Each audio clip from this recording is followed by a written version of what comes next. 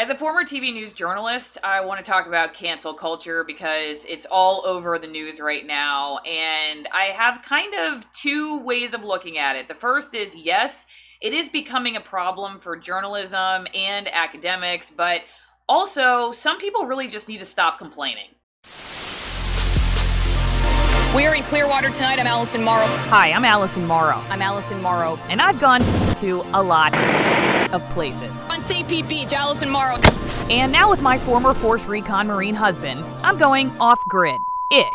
Let them eat cake. It's a quote that was attributed to Marie Antoinette, though some historians say she never said it.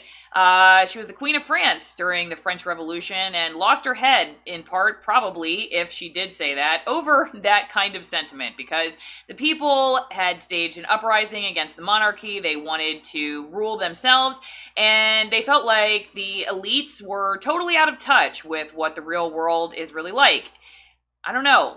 What world does that sound like? Yeah. Nowadays, we don't chop off people's heads. We basically just chop them out of the digital sphere, and since that is essentially the town square, it has become kind of like a digital firing squad. Over 150 academics, thinkers, writers, journalists decided that this was going in a dangerous direction, so they wrote this open letter in Harper's.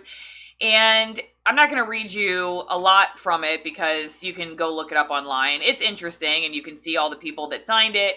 But basically they say that the result has been to steadily narrow the boundaries of what can be said without the threat of reprisal.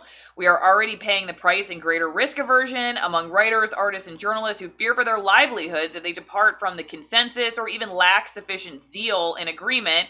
And they scroll down to the end. We need to preserve the possibility of good faith disagreement without dire professional consequences. This is kind of a head scratcher for me, I'm not going to lie, because I actually did just have an itch that I needed to scratch, but I am also scratching my head over this. I'm going to start with the fact that if you are somebody who thinks that only recently journalists have dealt with losing their job or like people who express ideas that go against the power structure lose potentially even their life, like if this is new, then you've probably been working in a somewhat privileged position anyway. So while I will say to start off with, I do think cancel culture is really problematic, I'm also going to say that if you're somebody who's thinking this has just recently become a problem, then either you haven't been engaged in anything that's very risky, or you haven't been putting yourself out there very often, or you're just in a position where you've really never had to worry about it. There are literally parts of the world where you can have your head chopped off, like Marie Antoinette, still in the 21st century for speaking out,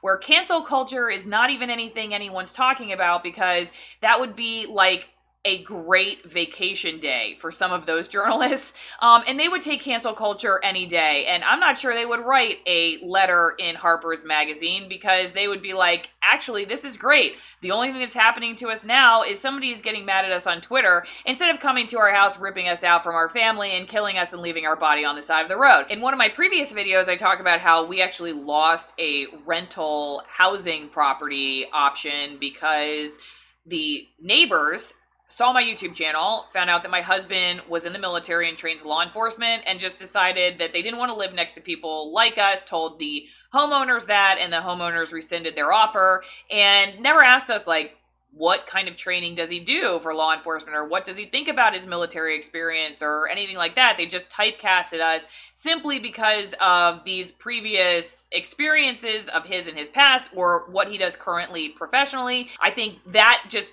really hit home for us that this isn't just a virtual reality war, that this is actually something that has actual physical consequences to it, and we suffered those consequences.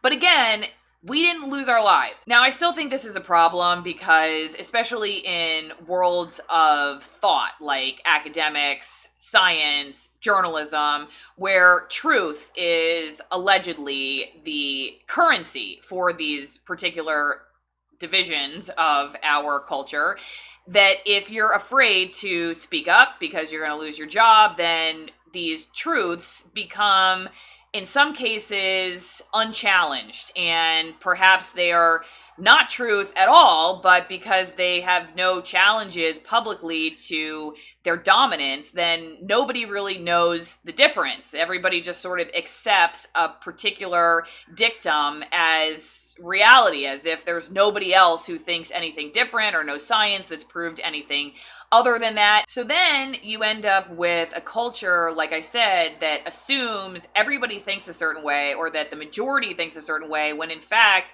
that may not actually be the case, because lots of people just aren't speaking up for fear of reprisal. This happened, I think, during the 2016 election. I saw firsthand how surprised people were when Trump won. I actually was assigned to cover the Hillary Clinton watch party.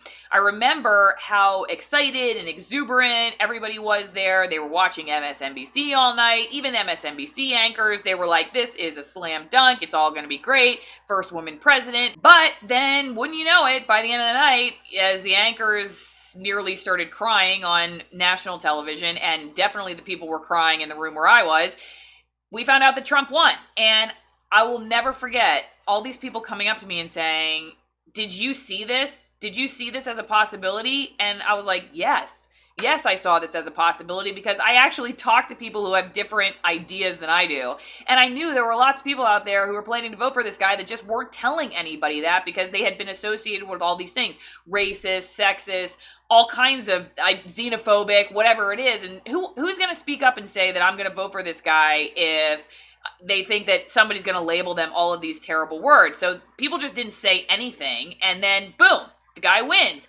Well, if you're the adversary, you at the very least should want to know what's really going on, right? You should want to have a pulse on culture and social thought, because at worst, you are then capable of arguing against it and changing people's minds, right? At best, it eventually becomes your majority opinion, right? Like, you win the day. Canceling people's ideas, not engaging in dialogue, not giving people the opportunity to grow and change is a surefire way to, again, just create a subculture that you're totally unaware of then, and you potentially could lose to in like an election like 2016, which is exactly what happened. You are worried somebody is going to assume something negative, not just about your ideas, but about the whole person you are, which is really why cancel culture has the power it does. It's because no longer are we just saying you're Allison who thinks A, B, C, D, and E. Maybe A, I disagree with, B, I don't, C, I do, E, I don't. It's that you, Allison, if you have one of those ideas, as a totality, you are a bad person, and you no longer can be part of the herd. You must be kicked out of society and expunged from our presence. And it's because ideas are now linked inextricably with the character of the human being. Now, of course, if you're a journalist like I was for 12 years, this can be extremely problematic, because you are looked to by the public as somebody who's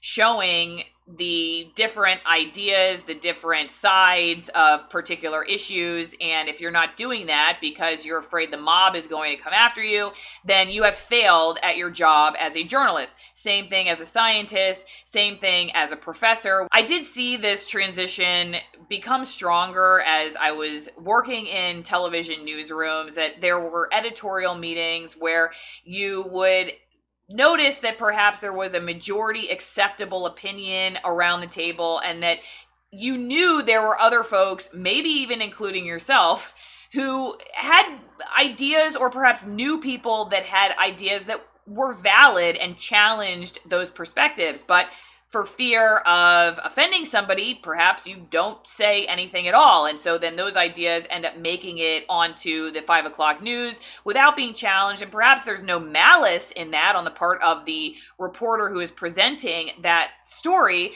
but they just were never challenged on their ideas. And so they brought out the story the way they saw it, not again because they had any devious ideas about it, but just simply because they were ignorant as to the other sides. This is why this is such a problem.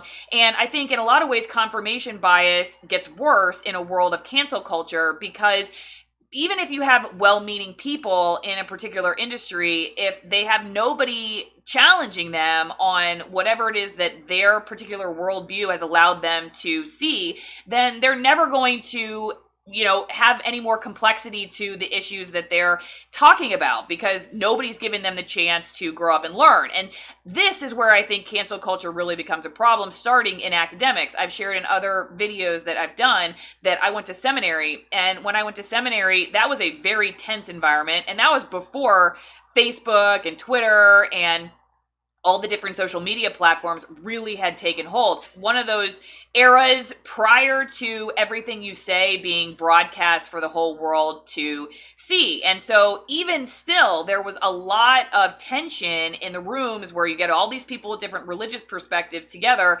trying to hash out ideas. There's already concern that you're going to offend somebody, but then add on to that the idea that those ideas can then be shared in front of everybody, and then you could eventually get kicked out of school. This is happening right now. People with different ideas are literally getting kicked out of their schools. Now, this is extremely dangerous because this is the only way people learn. If you are never given the opportunity to be challenged on your belief system, then you're never going to grow up.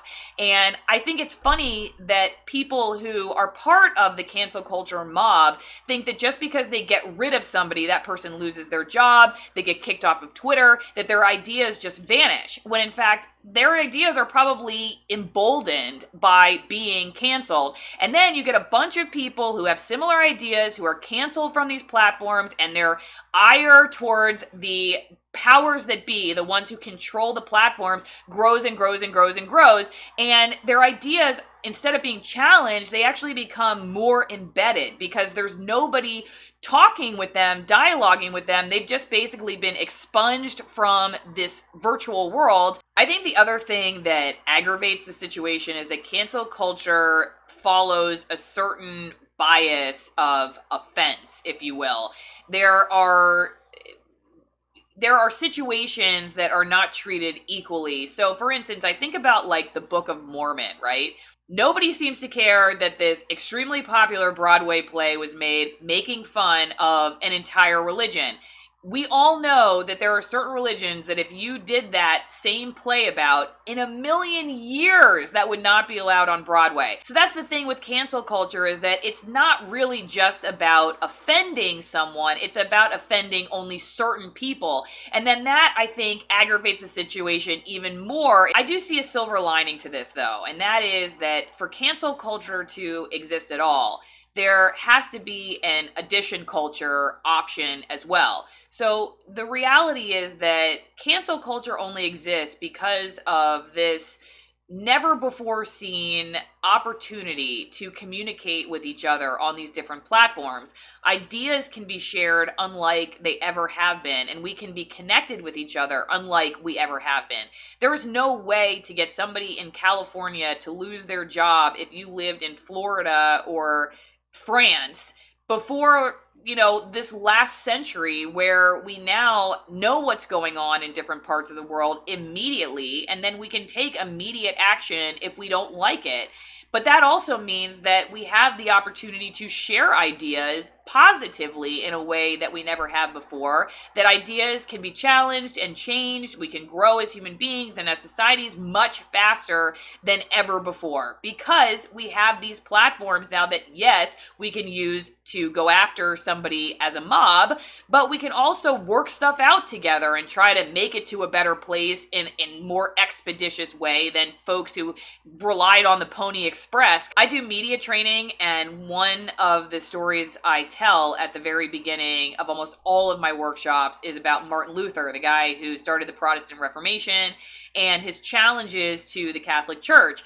The reason that somebody like Martin Luther was able to spread his ideas, and the reason these ideas of sort of populism developed at that time, was because more and more books were being translated into vernacular languages. So instead of having to read Latin in order to read anything, you could read German or French or English or whatever else. And so then people started to see what was really in the Bible, for instance, and they were like, wait a second, what those folks at church are telling telling me is not what's in the scripture. And then that created all kinds of upheaval, not just in the church, but also like in the actual revolutions of countries, because people wanted to take back power for the people from the elite power sectors. Now, I really believe we're going through another one of those reformations. I think that social media has opened up the new vernacular, so we can go straight to the source. We don't have to trust the power elites like Marie Antoinette or anybody else anymore. We can find the truth for ourselves, but that means it has opened up this whole new world that I'm not really quite sure anybody knows where it's going to lead to, because of the amazing and accelerated access to information that we have, and also the accelerated access to condemning information when we disagree with it. I do think also that there is a way to speak the truth that is in love versus the tone that you would find on many social media platforms. And I think that's how I want to end this video, is that we can have these conversations. We can have some pretty tough conversations. I think we could do better at them. And I don't think that if somebody's being nasty like that you should necessarily engage them. I don't have to go after somebody and try to get them removed from their job, but I don't necessarily have to have a dialogue with them either if they're being a complete jerk. That said, I do want to just remind everyone, like I said earlier in the video, that unless we have dialogue with people of opposing viewpoints, nothing changes. And the ideas may go underground, but they do not go away. So if we really want to move forward and find a way to, like, if in your particular case, you're really passionate about a particular issue, and you find an adversary who totally disagrees with you, to me, the worst possible thing to do would be to cancel that person and never talk to them again, and then also have them lose their livelihood and everything else based on those ideas, because you have completely lost the opportunity to change their mind, and then change the mind of all the other people that they will potentially come in contact with later in life. It's, a trickle effect. You change one person's mind, and then they go to their home or their office and they talk about your ideas to other people, and it moves on and on and on and on. So I think dialogue is really important, especially if you really value your ideas. I'm going to leave it there. Again, I'm Allison Morrow. Subscribe to the channel and hit that bell icon for notifications when I upload new videos if you haven't done that yet. And let me know what you thought about this video. I really would like to know whether you liked it or hated it. I will not cancel you, I promise. Just want some feedback, and let me know if there's anything else you want to know about, especially as it relates to the media. That definitely is my specialty. I will see you next time.